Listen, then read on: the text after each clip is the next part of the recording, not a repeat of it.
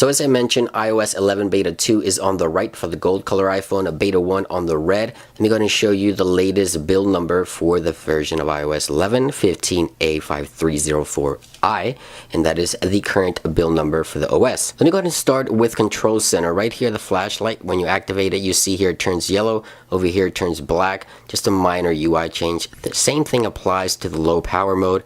Used to turn yellow, now it just stays black, and then it goes back to the white. Now, one thing I did want to point out about the low power mode is that it gave me a prompt the first time I activated it, and it tells me, what's going to be slowed down in order to preserve that battery, so you can better understand low power mode here on iOS 11 Beta 2. Now, one new feature that's been enabled is the Do Not Disturb while driving. I couldn't enable that on Beta 1. On Beta 2, I can enable it right there from Control Center, and I'll get to the settings because there's new settings for it as well, but a very useful option. I like it a lot, and we'll go over the settings in a few minutes. Right here, you can no longer set stopwatch, timers, things like that, create alarms. I don't know why Apple disabled that here on the Control Center on the second beta. Now let's go ahead and jump into settings and show you some key differences right here in the Control Center.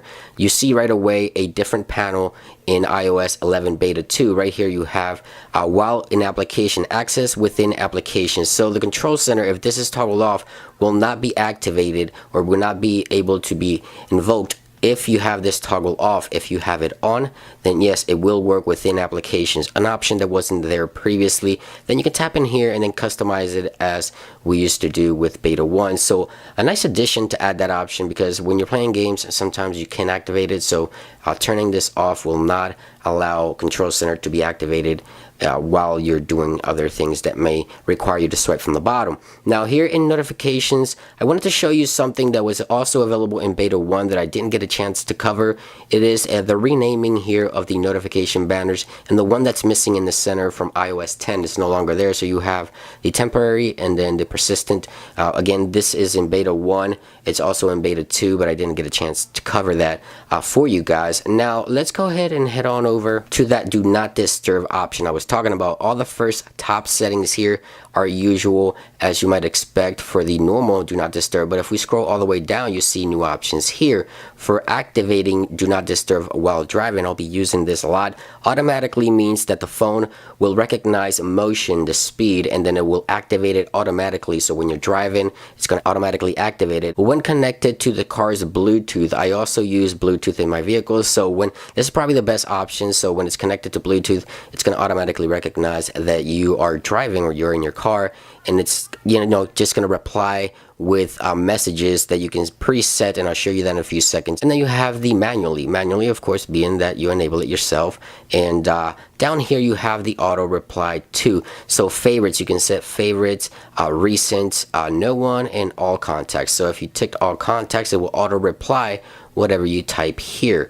So that's an awesome option to have. I'm going to be using this feature a lot. I'm just going to go with the connect to Bluetooth, because I connect to Bluetooth when I'm driving, so that people know that I'm driving without me having to reply. So awesome option there. Do Not Disturb while driving is now enabled. I know a few of you guys will ask about the wallpapers. There isn't any new wallpapers in the latest beta. Just to confirm that, I just wanted to make sure you guys, because I know you guys always want to know, and wallpapers are awesome to get every now and then, but nothing new here in the second beta. Now, something very interesting here in the Touch ID and passcode. By default, when I updated to Beta 2, the Today view was disabled by default. I don't know if that was a glitch or what, but it was disabled, not allowing me to see my widgets on the lock screen.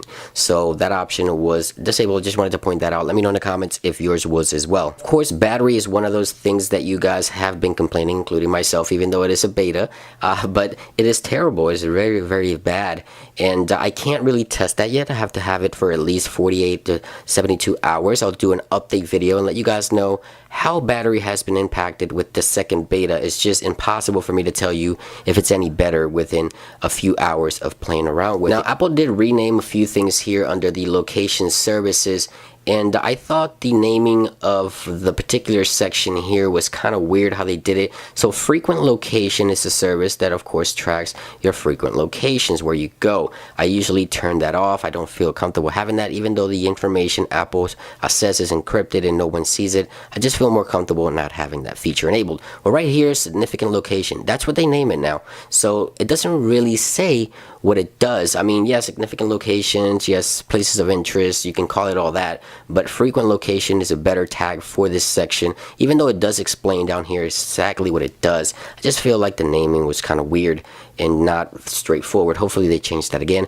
Improved maps options has gone from the improved product section there. Now, another feature from iOS 11 beta 1 that I didn't get a chance to cover is the ability to swipe up here on the camera to get all the filters instead of having to tap the filters themselves. And it also works with the portrait mode option. Here you see if I swipe up, I can go ahead and look for all the new filters, which is, ooh, look at that, it's kind of glitchy. So you can see there that the phone is going crazy, but it is a new option available in beta 1, which is, I guess, better now in beta 2. As you can see, it's not glitching as it looks like here in beta 1.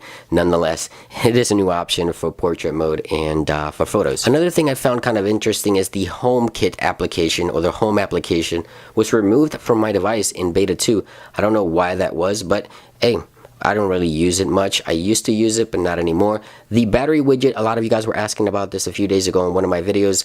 The battery widget is usually enabled when you connect an Apple Watch or any other Bluetooth device. But right now in beta 2, Apple has it available just for the iPhone. So you don't have to connect any Bluetooth device for the widget to appear here in your settings. It is now available there by default. So that's a welcome addition. I know a lot of you guys are going to like that. I don't know if you noticed, there's a few glitches here on the screen. Like the calendar isn't really showing the date as it is in beta 1, so I don't know what's going on with that. But now let's go into the generals tab here, which there's a few things going on here. Let me go ahead and start by going to the accessibilities tab. There's a few things that got renamed, like right here, the hearing aids, MFI hearing aid instead of just hearing aid there. If we scroll all the way to the bottom here under the accessibility shortcuts, which you can use to triple click the home button to activate, you can now rearrange these. You see, before you couldn't do that. So welcome addition there. Now, I don't know if you've noticed when I tap into something, you see here how it says accessibilities, it just says back.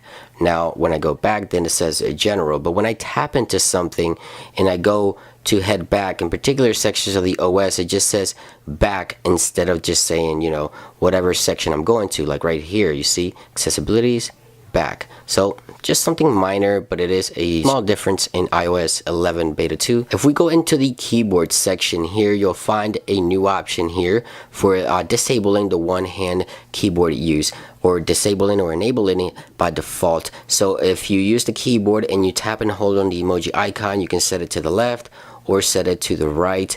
With this new option, you can have it set to a particular location at all times, or just completely disable that option altogether. Now, a very minor change for the UI here on the keyboard, if I tap here on the microphone, you'll see the language and then it goes into dictation. So do that, the language, and then it goes into that. So over here, it doesn't do that, it just goes straight to the microphone. And it's been a little refined if you ask me as well. Like, it looks like the keyboard's more refined and the microphone is more refined, and it's just doing and typing everything I'm saying. So just a minor UI change there.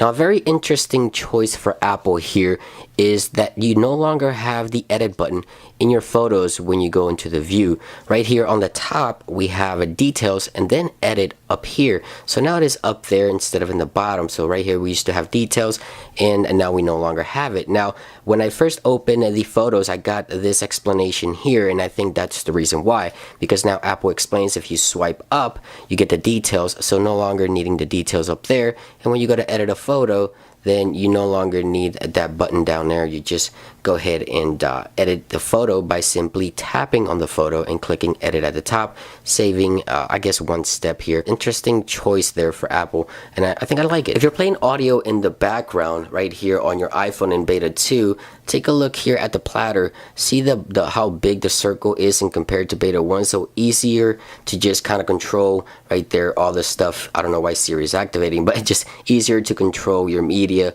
with larger circles there for the sliders. A very small UI change here on 3D touching. On the notes, you see right here sketch. It's now a new sketch with the little circle in the pen instead of the little scribble.